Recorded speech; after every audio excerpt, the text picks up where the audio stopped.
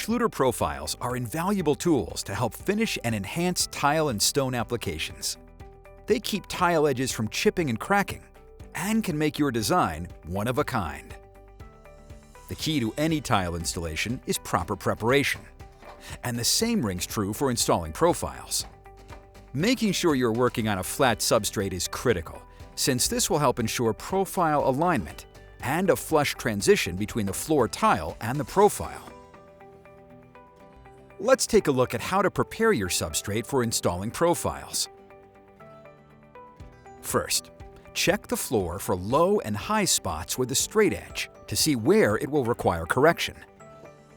Check for any low spots on the floor and mark them using a straight edge.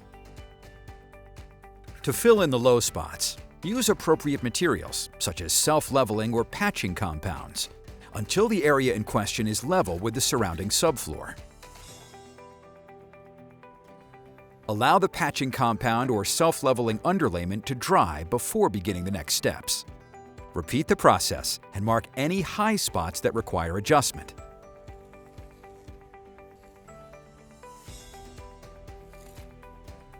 Use an appropriate tool, such as a grinder, to make the floor flat.